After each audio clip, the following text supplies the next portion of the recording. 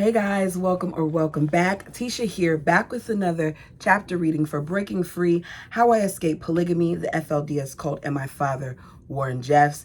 This is by Rachel Jeffs. We're going to be starting chapter 13. Go ahead and do me a favor and hit that thumbs up button, hit that like button, as it helps the channel and it kind of helps me get in the algorithm. At least that's what they say. Because at this point, I don't know.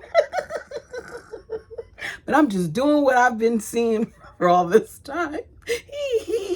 Okay, the title of this chapter is This is What Hell Feels Like. Father commanded that all of us, except Rich and his newest wife, Gloria, must now go live in a house of hiding in Las Vegas until we were worthy to go back to the lands of refuge.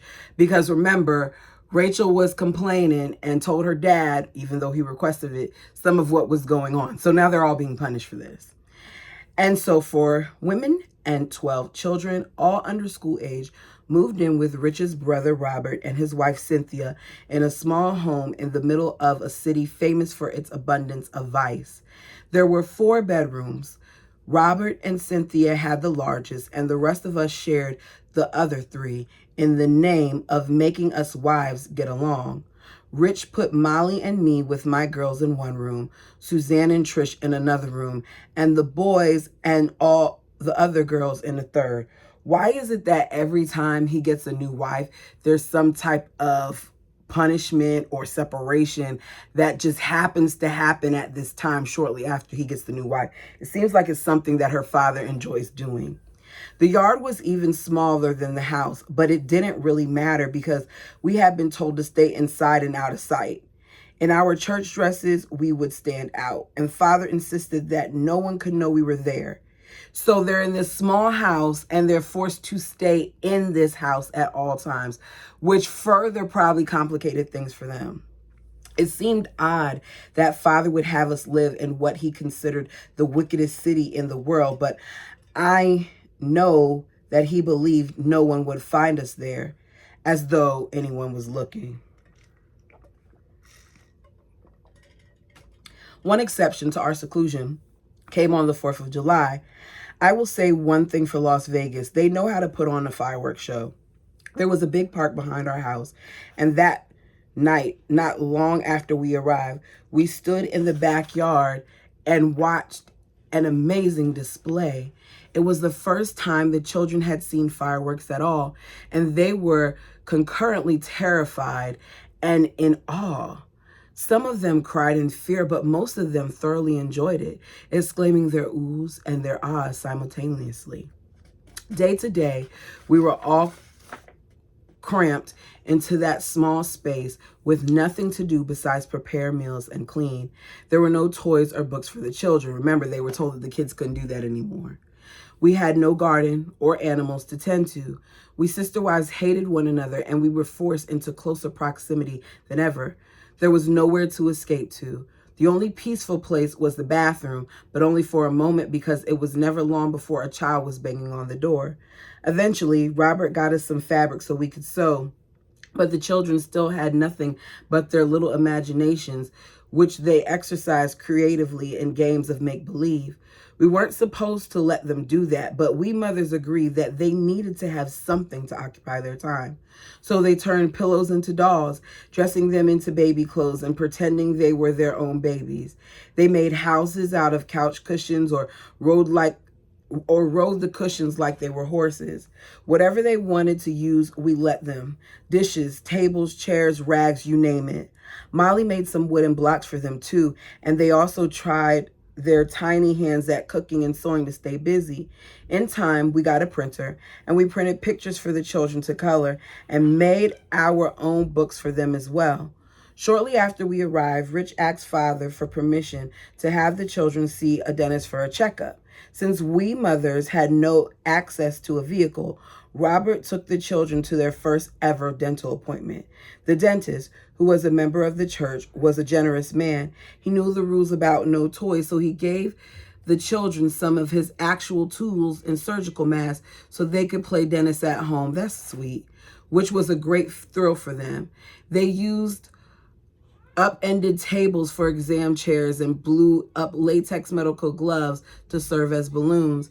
Trapped in this prison with these ladies who had made my life so miserable for years, I made the decision that I was going to find out if love really did conquer all. I decided that I was going to make myself feel love for each and every one of my sister wives, no matter what they did to me or my children. I guess I haven't conquered that, because you're not going to torture my child and then I'm going to work hard to be loving to you. It's just not going to happen.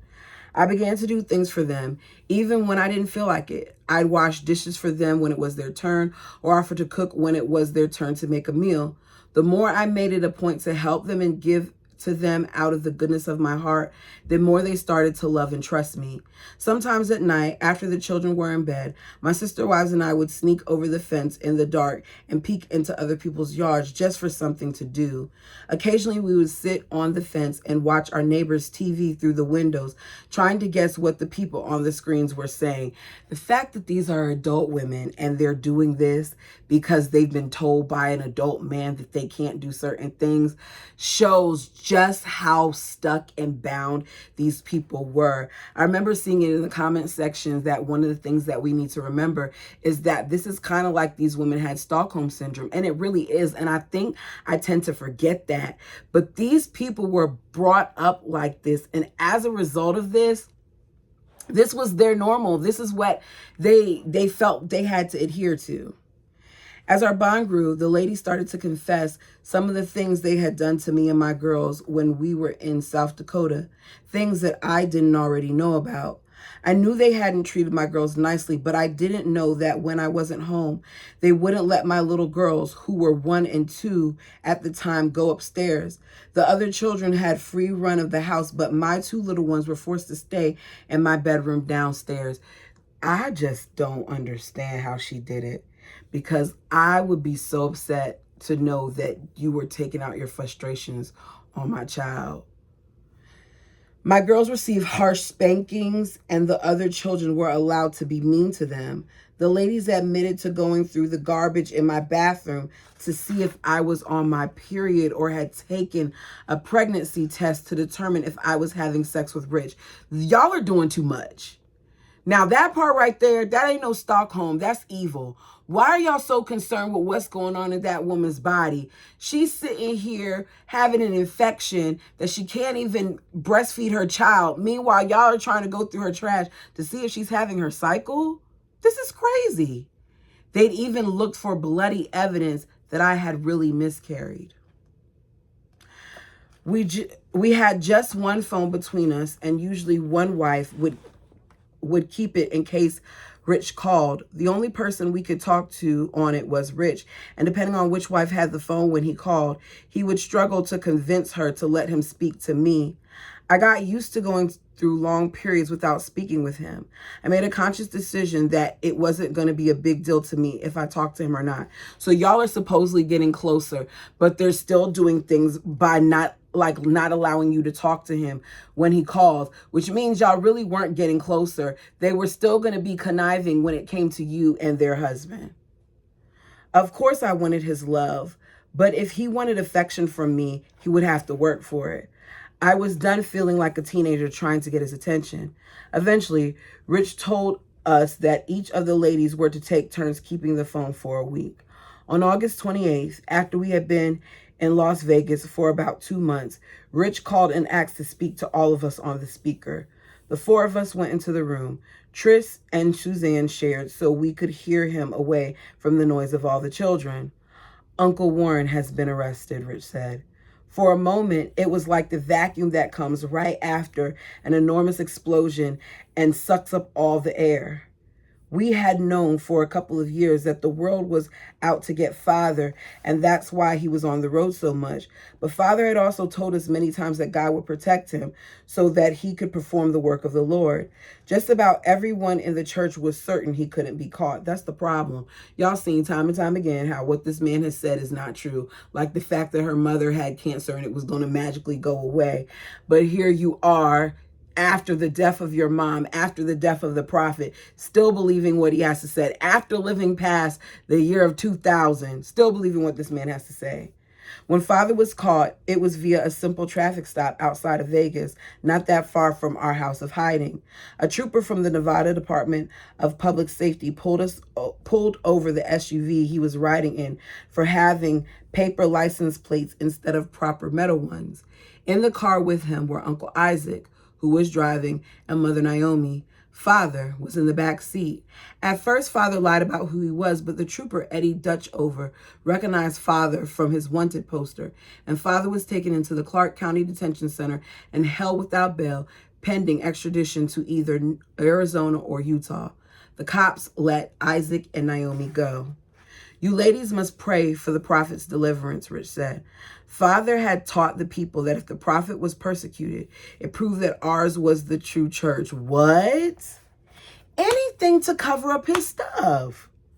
The world didn't like our religion, but then the world was wicked. The state of Utah had changed the age of consent for marriage specifically so they could put Father into prison, we were told, not just by Father, but by the people around him. That's how he rallied the people to help him when he was on the run, and how he kept the people faithful after he was put in jail. That's a bunch of crap. The age was the age. But I knew better. Good. Now he would be punished for his sins, I thought. I knew he hadn't been arrested because of what he'd done to me, but it still seemed like God was punishing him for it. And yet, I felt a little bit sorry for him that he was in jail. And then it hit me. With Father locked up, we were never going to get out of Las Vegas. Oh, wow.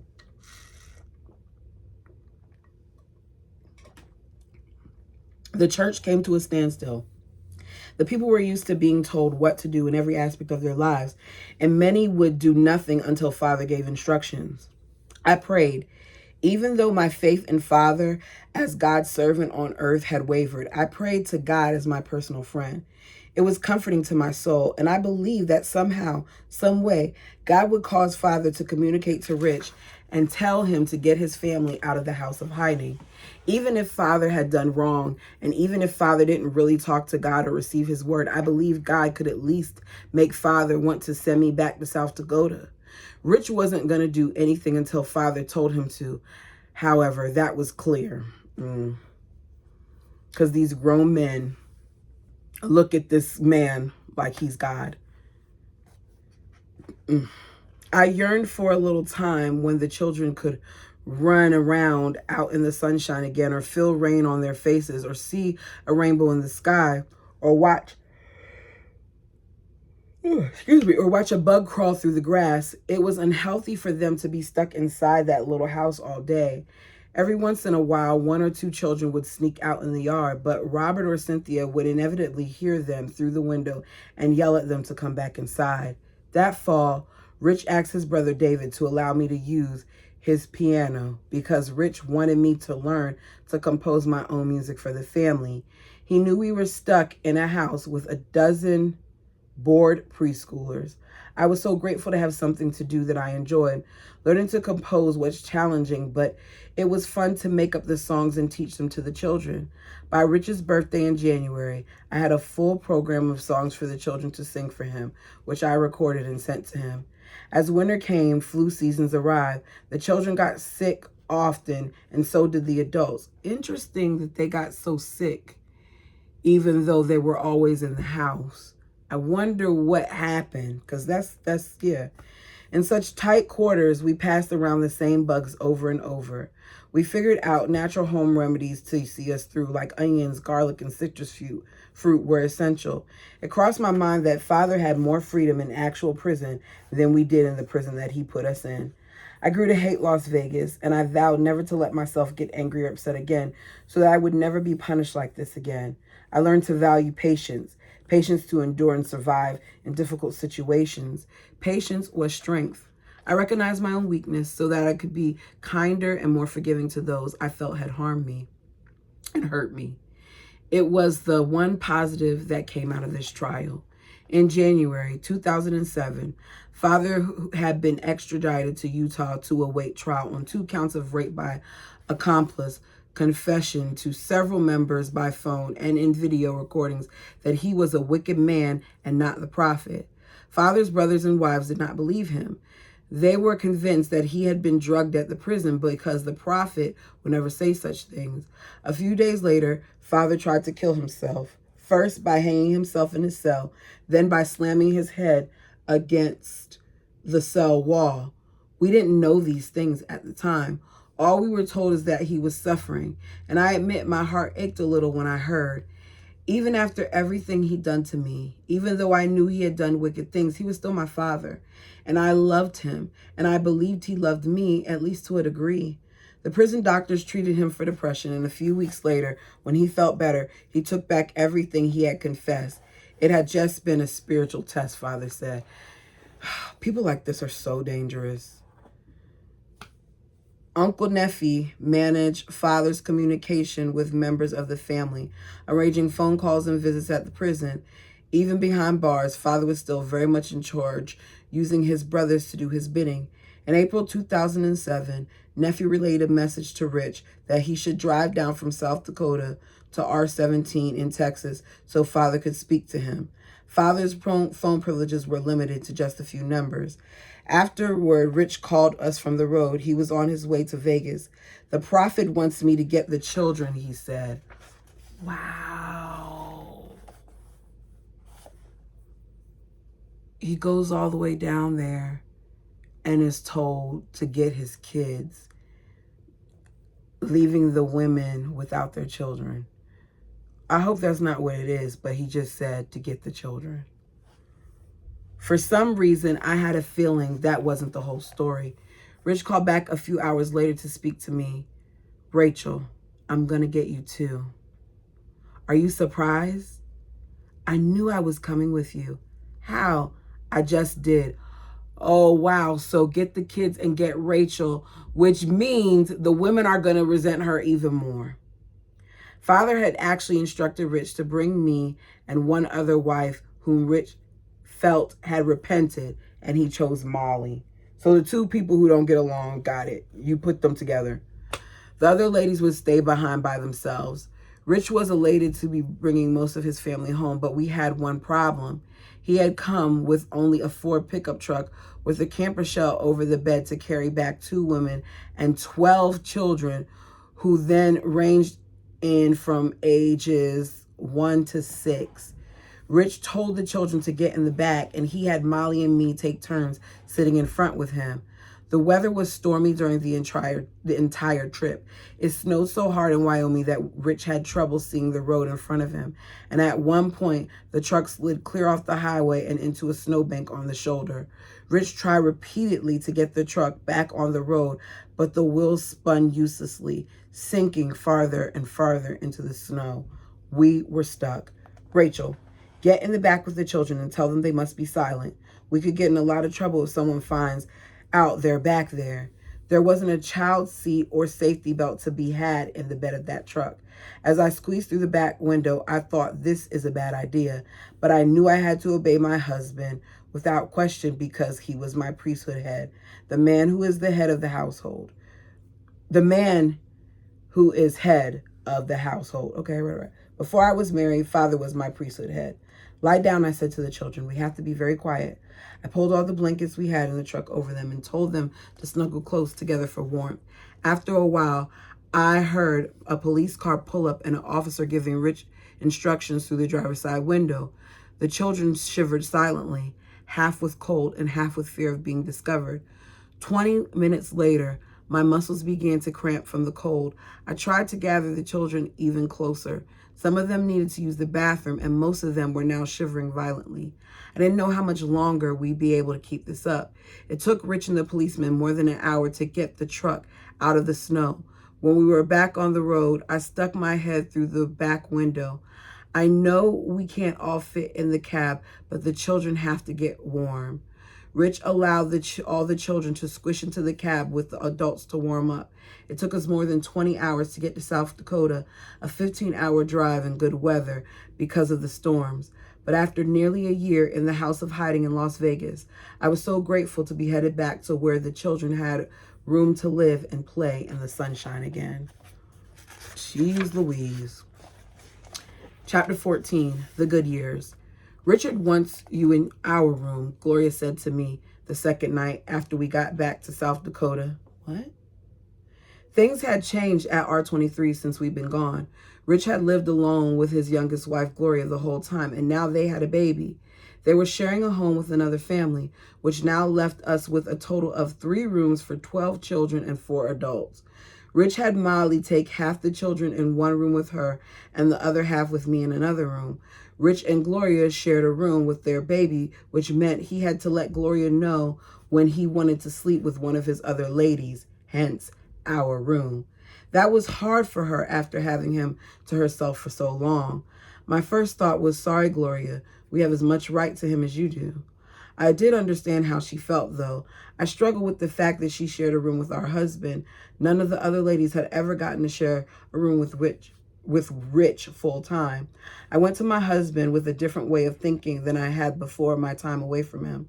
I would always be kind and receptive to him when he called for me, but I was done letting his decisions run my emotions. Just as I had decided not to fight with my sister wives anymore to save my own sanity, I now resolved that I would not fight for Rich's attention. I would not seek him out as I had in the past. From now on, he would have to be the one to come to me. He would have to make effort to win my love. Okay, Rachel, I'm not mad at that. I was going to be a lot more careful about what I said to Rich as well. Before Vegas, I had treated him like my best friend and closest confidant, openly expressing how I felt, whether I was angry or jealous or upset about something one of my sister wives have done. Looking back on it, I realized that had always gotten me into trouble. It is what got us all sent away. It took me a long time to learn that lesson, but that year in Vegas had matured me. I wouldn't indulge in those feelings anymore, but if I did have them, I sure wasn't going to tell him. Still, it was hard to quell the jealousy that reared up in my heart when Rich slept with another wife. It was hard to get past the sense of betrayal. How could a man profess his love for one wife, then happily take another into his bed the next day? I had to remind myself that none of us chose this situation. Rich did not choose his wives, and we did not choose him. All I could do instead was try to appreciate the fact that Rich loved all of his family. Within a month, we had moved into the duplex again, having a full apartment for our family. And when Trish and Suzanne returned to South Dakota a few months after we did, the family was finally whole again. The ladies were so happy to see their children, and the children were delighted to have their mothers back. We all seemed to get along better since our experience in Vegas.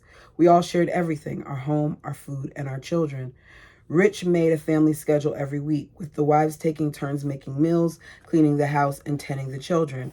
This equal division of labor had the added benefit of making the children less selfish and more sociable because they dealt with so many people on a continual basis.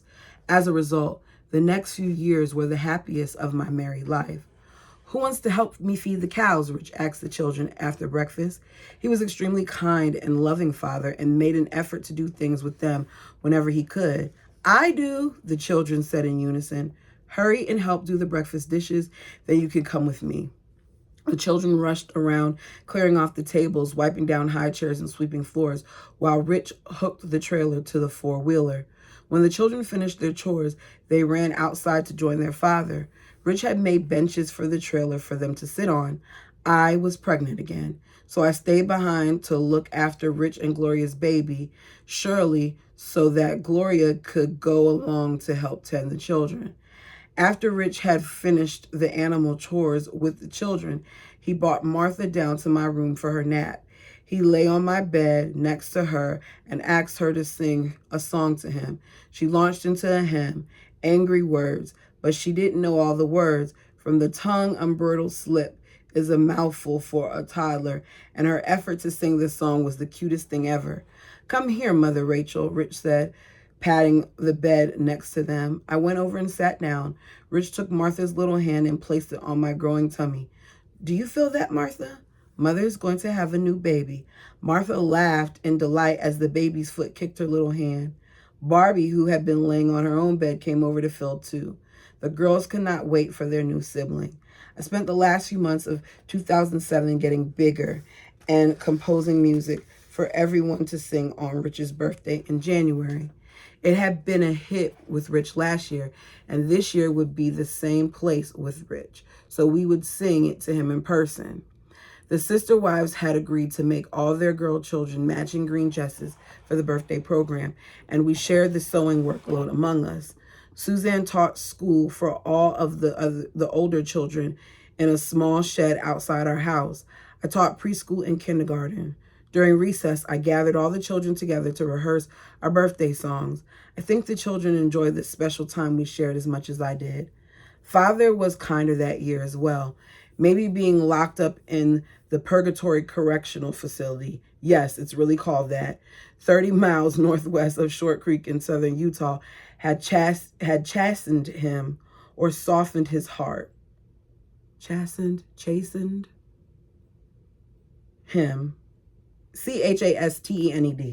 is one of those two ways. Y'all know me in these words. Father still sent the people's messages from prison, passed along through phone calls or letters, and the people still followed his word. He sent several messages for my handmaid Rachel, asking for my forgiveness again. Other times he sent stern messages of correction, but he was generally less strict than he had been.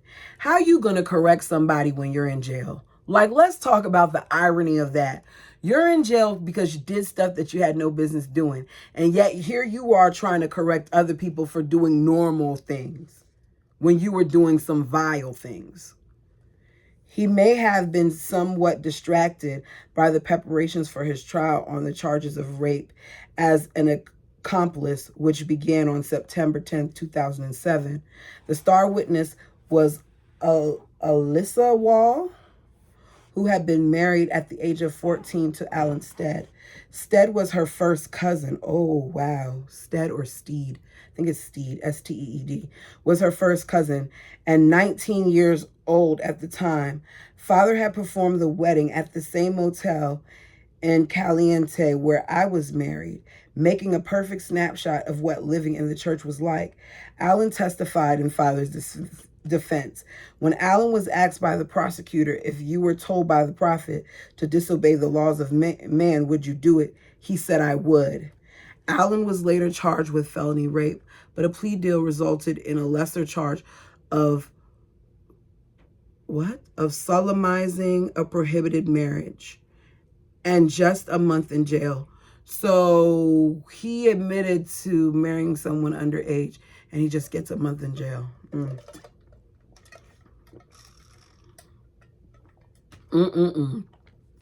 Father was convicted on both counts, and 2 months later, the judge sentenced him to 2 consecutive sentences of 5 years to life in prison.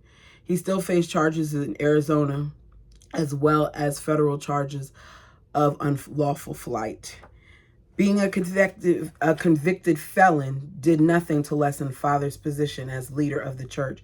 In fact, he was still controlling every aspect of the people's lives. In January, he sent messages that he wanted me to go to the land of refuge in Texas to stay with his family while I waited to have my baby, since there was a midwife there. I was due February 29th, although I had already decided I wasn't giving birth on a leap day because I wanted my child to have a real birthday. Rich drove me down and returned to the family in the Black Hills of South Dakota, but I didn't mind that he had to go back. I was so happy to see my brothers and sisters again. I hadn't seen them since the summer of 2005. There had been a lot of construction since the last time I was there, with many new homes, and the new temple was now finished. That night, I lay on my sister Angela's bed with her while she told me what had been happening during the last couple of years, since I had not been allowed any contact with them. Father had ordered that there may be no communication between the different lands of refuge, since everything at all times was a secret. You could only know what happened on any particular land of refuge if you lived there, which is why I had gotten in trouble for telling my little sister that we had cows in South Dakota. That still sounds so stupid to me. Angela and I stayed up all night. She told me that before Father was caught by the authorities, he had married our sister Teresa the day after she turned 15 to Angela's husband, Raymond Jessup, who was also married to my sister Marianne, as well as 2 of my cousins. two of my aunts, and two of the Muser girls, Mary and Marie. What in the world? Why do you want your daughters to be bound to the same husband? It just shows what women meant to them. So Teresa had to negotiate life as a plural wife, raise his ninth wife, y'all, at such a young age. At first, I was surprised since father had allowed his other daughters to wait until they were 18, or at least very close to 18. But it made more sense when I remembered those little girls father had married himself. Then 3 months after father was arrested, he had Raymond Jessup sent away from his family, which meant my sisters had no husband. So father had the three move back in with his family. Angela had to have her baby without her husband, and the stress of that caused complications during the birth at home. She ended up having a C-section in the hospital to save her life and the baby's. I'm really sad that all this happened to you, I said, but I'm glad I get to spend some time with you now. We both told stories of our sister wife struggles, and Angela told me how hard her married life had been. Like me, she had been on the receiving end of her sister wife's jealousy because they thought their husband, Ray, loved her the most. Despite how hard it was to hear certain things, it was also fun and comforting to be able to pour my heart out to Angela and share the thoughts and feelings I kept hidden deep with me all this time. The next few weeks were happy ones for me. I spent lots of time with my sisters and gossip and laugh late into the night. Mother Annette came into our room one night, acting like she was sleepwalking. She held her hands out in front of her and walked in an unstable, crazy manner just to make the girls scream. Then she laughed and said, "You girls go to bed." One day I was taking a walk with Angela when we ran into Tina, an old friend of mine, on a dirt road. Tina showed off her two beautiful children, a boy around 2 years old and a baby daughter. She told me that when her son was just a few weeks old, father had told her she was unworthy and made her leave the lands of refuge to repent, leaving her baby behind. I just can't wrap my mind around how he was able to separate so many people at various times and maneuver them like he was playing some game of checkers or something around a board whenever he felt like it. It just is infuriating. And I wasn't even the person that he did this to, but she has a baby and she's not worthy. After she just had a baby, you're going to separate her from her baby? He's cruel. He's sadistic. He deserves more than a life sentence. I'm sorry. He deserves a death penalty. He does. And some of y'all may disagree with me, but that's just how I feel. This is too much. Where was I at?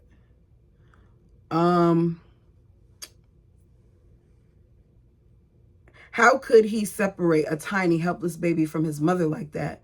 Father let her return after her son was a year old. So the baby probably didn't even know that that was his mom by the time she came back.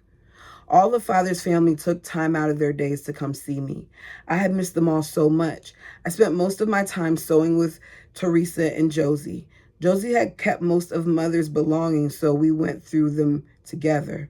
Josie wanted me to take a lot of it, but the memory of mother was still hard on me because of all that she had gone through with her illness and being separated from her children. It hurt too much to think about it, so I didn't want to take anything that would remind me.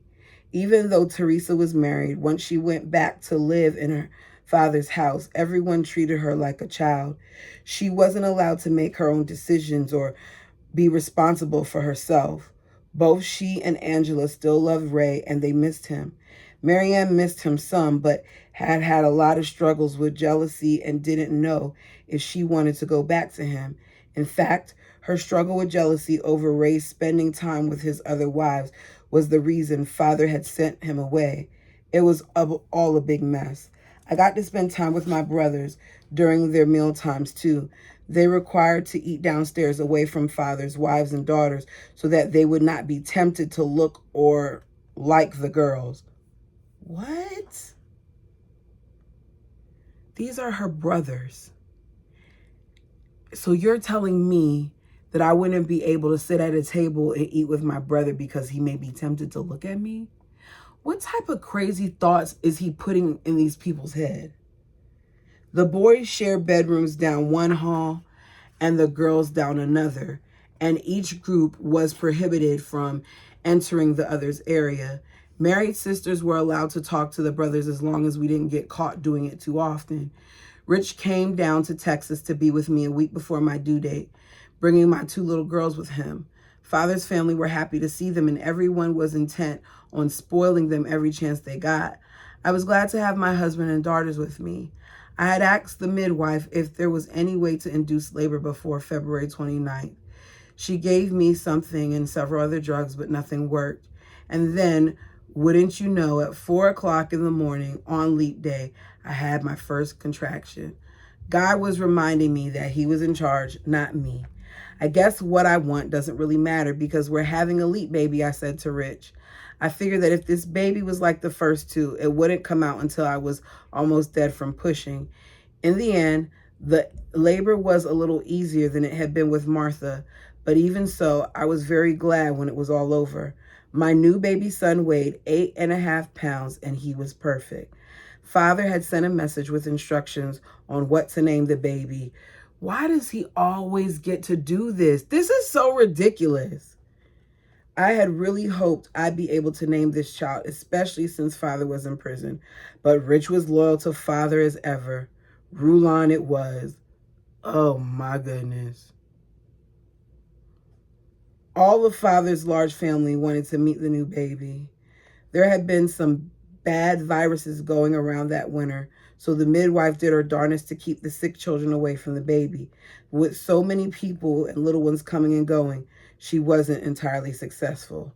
Rich wanted us to take a break before we head back to South Dakota a few days after at the birth before we left. I went looking for my sister Angela in her room. Oh, there's a whole bunch of pictures in here, y'all. I'm going to show them to you, but let me finish reading this and then I'll show you because they're actually like really good pictures. I went looking for my sister Angela in her room. I'm going to keep your phone number just in case I need it, I told her, and you keep mine just in case you need it. It was a direct violation of Father's orders, but I think we've both been through enough at Father's hands being separated from our families that we were willing to risk it. Okay, let's, Angela said, but we can't let anyone know. At least text me some, okay? Okay, if I dare. We were back home for less than a week when baby Rulon developed pneumonia. A nurse on the land had some medical supplies, including an oximeter to measure the baby's blood oxygen levels, which hovered in the mid to upper 70s as he struggled to breathe. The nurse kept him on oxygen in an effort to raise the saturation close to 100 where it should be. She also managed to get her hands on antibiotic, which she injected into his leg. It was wrenching to see my newborn suffer so. As the days passed, his condition deteriorated and his weight dropped. Please, can we take him to the hospital? I asked Rich several times. He needs a doctor. Rachel, you know that we've been instructed to give the children a blessing and do all that we can at home. Let's keep working with him here. What kind of crazy crap is Rich? Like, you're so blindly following this man. So what happens if your baby passes? Then what? It's going to be his fault. The antibiotic didn't seem to be helping, which made me think it may have expired. The nurses agreed to stop giving him the injections. I would have to rely on my own knowledge of natural healing to help him. I breastfed him as much as possible, kept him near a humidifier at all times, placed warm onion packs on his chest, and gave him drops of garlic oil. Over the next 2 weeks, baby Rulon slowly improved. My spirit soared when I knew that my son would be okay. And then on the evening of April 3rd, I heard the family phone beep as I was walking through the living room. It was a text from my brother, Aman. I nearly dropped the phone when I saw the photos he sent. I wrapped Rulon in a warm blanket and ran to the watchtower to find Rich. Oh, I wonder what happened. Oh, y'all, I kind of don't want to leave it hanging on that, but I got to see how many more chapters. because for some reason my mouth is extremely dry today. Maybe it was all that alcohol that I consumed yesterday. I'm just being honest. I feel like I'm dehydrated or something. I don't know. Okay, what this chapter 15 would be is 10 pages. Okay, y'all, I'm gonna go ahead and do it. I'm gonna read it. Okay, chapter 15, The Raid. Hey, you. Good morning. Rich pulled me onto his lap and kissed my cheek. Let me see my little man. Rich uncovered baby Rulon's face and started cooing at him. I dug the phone out of my pocket and held it up. Look at this. It's from Amon. Rich took the phone and scrolled through the photos of police cars and men in SWAT gear and camouflage, their weapons out at the gate to R17. This looks bad, Rich said, and immediately dialed Merle Jessup, the bishop here. Is everything okay? Rich asked. We are surrounded by the police and the Texas Rangers, Merle said. We're trying to find out what they want. Merle got off the phone quickly. That's it, I said. He has his hands full, sounds like. I'll find out more as soon as I can. Rich, my family. There's nothing we can do from here, Rachel.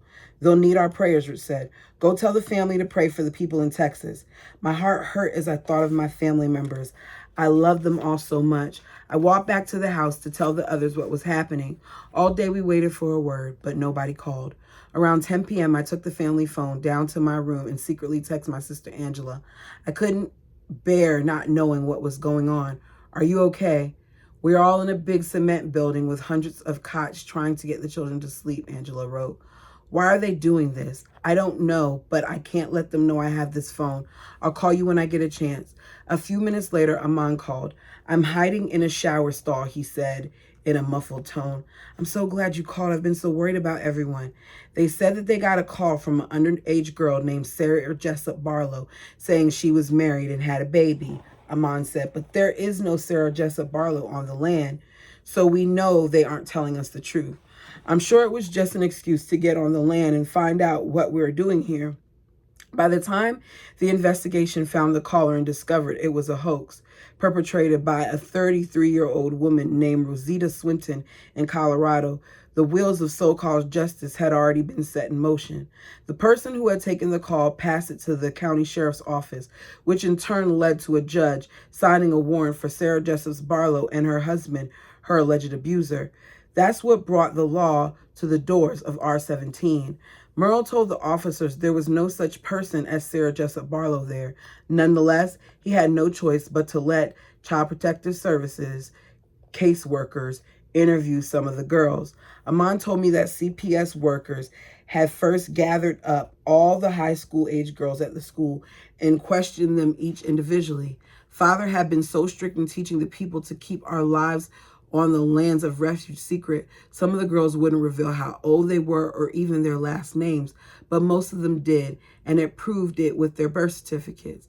The authorities were suspicious, so they decided to immediately remove some of the girls from the land, which they referred to as the YFZ Ranch. The next day, the CPS supervisor on site decided to remove all of the children, more than 400 of them in total, saying that their mothers could come if they wanted to.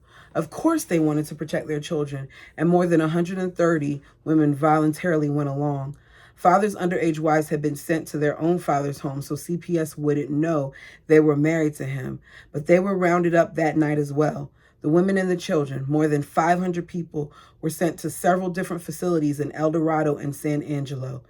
At the Civic Center in El Dorado, where my siblings were, the mothers and older children were having trouble getting the younger children to settle down and go to sleep that first night because there were so many of them squeezed into this one building, and it was very cold inside.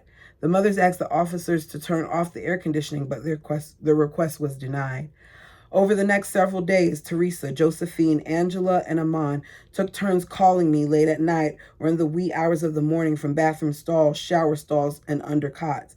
CPS officials kept confiscating phones when they found them and told the people to turn in their phones or risk being searched, so Amon hid his. The state troopers wouldn't allow any of the mothers to contact an attorney either. Now, this is a bit much. I don't agree with a lot of the things that they do, but their rights are their rights. One mother did leave the building to meet with an attorney, and when she came back, her children had been taken somewhere else, and she was not allowed to see them. See, that's the crap I'm talking about. My siblings reported that the children in custody were suffering in those cramped quarters. Many had fallen ill because it was so cold, and others became sick from eating processed food they were unaccustomed to. A case of chickenpox made the rounds in one location, too. There was no way to wash clothing and food. People had time to get extra when they were taken from the land of refuge, so people were forced to wear the same soiled clothing day after day. Two of Father's older wives had been off the land when the raid happened. When they went to where their children were being held, they were not allowed to speak or see them. On April 9th, 6 days after the raid, Aman phoned me again. They've gathered up a lot of buses outside the shelter. We don't know what they are doing. If they don't find this phone, I'll call you later and I'll let you know what's going on. I didn't hear anything further for 5 days since we had no television or radio. News reports going out to the rest of the world were unknown to us. Finally, my brother Levi called to tell me what the buses had been for. The authorities had told the women with the children, 6 and older, that they and their children were going to be moved to another shelter. When they got to the new location, the mothers were told to go in one door and the children in another. The mothers were ushered into a room filled with waiting police officers who informed them and their children that they were now in state's custody. I called Mother Annette, but she was too upset to speak. She just sobbed on the phone. She had been taking care of Mother's children as well as her own. A couple weeks later, my sister Teresa got her hands on a phone, and she described to me what that day had been like for the children. When they learned they would not be reunited with their mothers, they were inconsolable, crying themselves to sleep and crying themselves back awake. It went on like that for days. I don't like how this was done. Whether you agree with the lifestyle or not, these are still humans, and you're treating them like cattle, and you're forcing stress and anxiety. And for some of the kids, probably post-traumatic stress is going to be developed from this situation, where you're uprooting them already from everything that they know, and you're separating from their moms, and you're making them sleep in cold conditions and things of that nature, and soiled clothes and all that other stuff. Like, treat them like they're human beings, because they are. Where's the humanity in situations like these? Some of them were so psychologically scarred by the experience, they would never fully recover. See? And it only got worse. Officials had let children under 6 stay with their mothers at first, but then that changed too. Angela called shortly after it happened to describe Rangers, police, and SWAT teams tearing the screaming children from their mother's arms. My sister Sandra was nursing her 1-year-old baby, hoping that it would stop men from taking her daughter, but they took the baby off her breast and made her leave the building. At the pavilion where they were keeping the motherless children, the younger children were separated from the older children, again, pulling the little ones from the arms of the older siblings. See what I'm saying? I couldn't begin to understand why they would be so cruel to these children and in the name of protecting them. I can't either. Doesn't make sense to me. I tried to console my sister Marianne and Sandra, but I knew nothing could give them comfort besides God and his angels. I could only imagine how I would feel if I was in their shoes, and thank God that I had left Texas when I did. Yeah. My little brothers and sisters were out there alone and afraid, and I was far away with no way of helping them. My young children could have been there too. Father sent a message after the raid instructing all of the mothers and children to leave the other lands of refuge. R1 in Mykonos, Colorado. R23 in Pringle, South Dakota. In the case of authorities, they were planning similar raids. Rich moved our family to a house of hiding in Colorado, not far from where his brother David was living, so he could look after us, since Rich had to return to R23. Before he left, Rich bought me my own phone so I could stay in touch with my siblings. Mother Annette snuck a phone to Teresa in a sock, so Teresa and Josie called me almost every night. The calls usually came through around 1 a.m. or later. My sisters told me what life was like for them in the shelter, how the authorities questioned them about sexual things they knew nothing about. The staff treated them all like helpless little children. Aman and Angela kept in touch regularly as well. The state had decided some of the adult mothers were underage, including my sister Angela, even though she was 19 and had proven so with her birth certificate. So they kept her in a shelter with her son. Angela told me that there weren't enough caretakers to look after all the babies, so many of them were left in their cribs for hours, undressed and unattended. Sometimes the babies went hungry. Angela did her best, but there was just too many of them. My heart broke for my family. I prayed that my brothers and my sisters would be safe and reunited with their mothers soon. I blamed Father for marrying underage girls and requiring other men in the church to do so as well.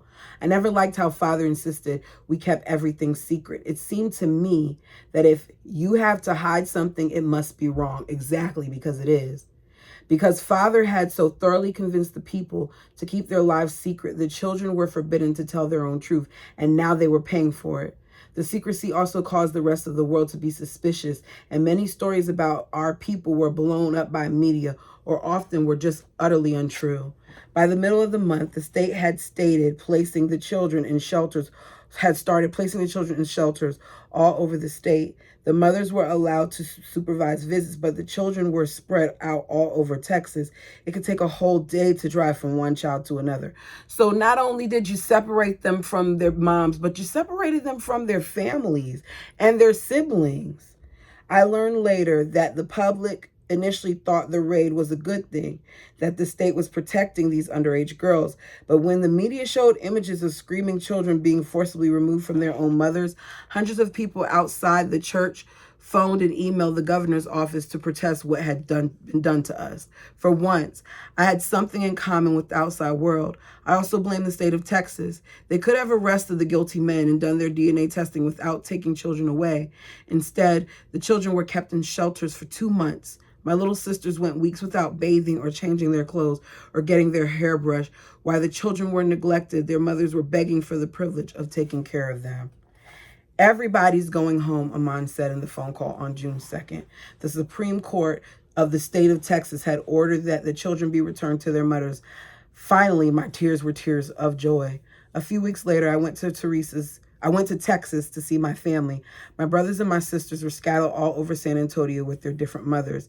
It was wonderful to see them all. I couldn't get enough of everyone. If there was one upside to the raid, it was that it gave us all the opportunity to communicate with our family members in a way we hadn't been allowed to for years. It also allowed mothers to reunite with children they had been separated from by my father several years earlier. For the time being, Father let them stay together, although it would be as long as 2 years before some families returned to the land of refuge. What made me really angry was that while there were definitely things wrong with the church, not least that the girls were being married off to younger and younger, law enforcement was punishing the wrong people. The mothers and the children had no say in what happened to them. They were at the mercy of the church leaders, Father in particular. Separating them only hurt them more and increased their distrust of the people from outside the church. Father was already in prison. He was the one who had perpetrated the crimes and caused the pain. The mothers and the children were innocent. But just as Father's persecution made the people's belief in him even stronger, so too did the raid reinforce the belief that we were the true church. Days before the raid, Father had made a prediction from the Mohave County Jail, where he was awaiting trial on the Arizona charges. Great tests and trials and great experiences is coming upon the people, Father said. The state of Texas only made the people believe Father and his teachings more. That wouldn't be hard to predict, seeing as to how you're about to be on trial and they're looking into you more. It's not hard to predict at all. The return of the children was a happy ending, but the story wasn't over. Many families stayed away from R-17 while the state continued to investigate, collecting DNA samples from parents and children, trying to establish which underage mothers had given birth to which children and who the fathers were. They got a warrant to get a sample from Father in his jail cell in Arizona. My sister Teresa, who was reunited with Mother Annette in New Braunfels, Texas, found herself in a strange position of having her picture taken by the New York Times. Investigators had learned that she had been married at 15 to Ray Jessups, so the judge granted her additional protection, which meant she was not allowed to have contact with her husband or Father. It was a pointless order since Father was in prison and he'd sent Ray away months earlier. One of the underage wives, Suzanne Jessup, was ordered back into foster care after the other children were released.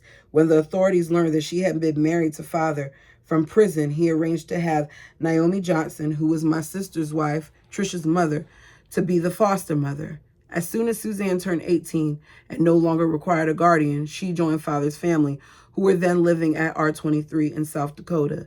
In the end, most of the children's cases were dropped, but for father, it was the beginning of a whole new problem.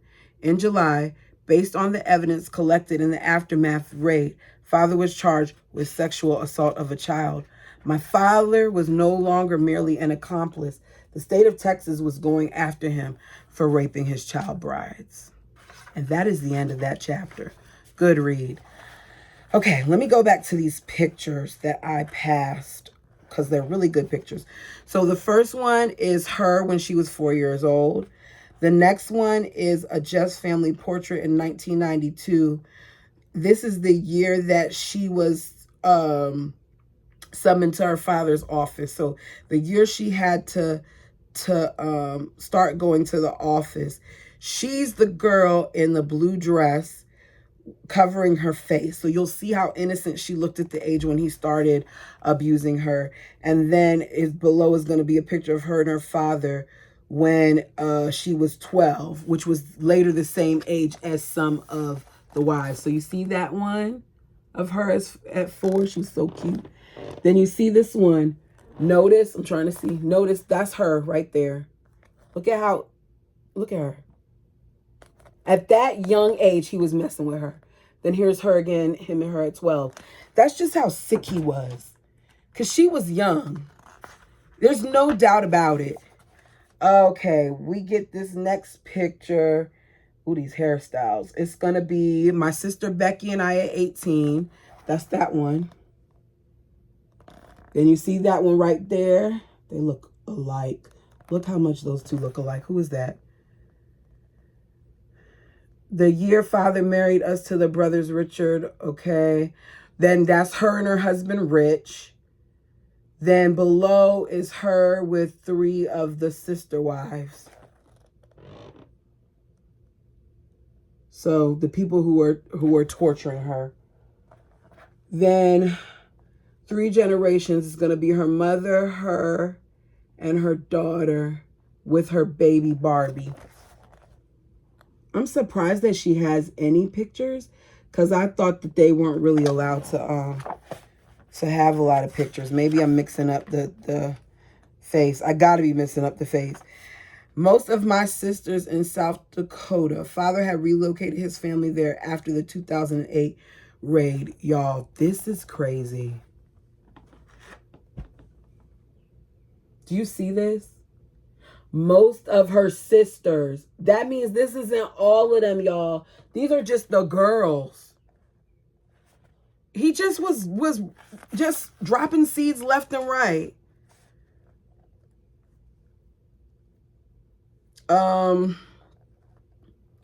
This is her and her son at the bottom. At the top is her and some of her sisters. Her and some of her sisters, her and her son. Cutie. 2012, father sent me away yet again, this time to the house of hiding in Colorado with my sister Becky, falsely accusing us of murdering unborn children. We were forbidden to have contact with anyone but the person who dropped off food once a week.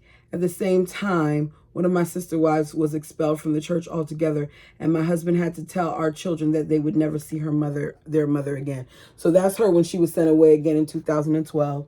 And at the bottom, back in South Dakota with my kids at father's house before she was sent away again for another 6 months. For her, that was the last straw. She knew she had to leave.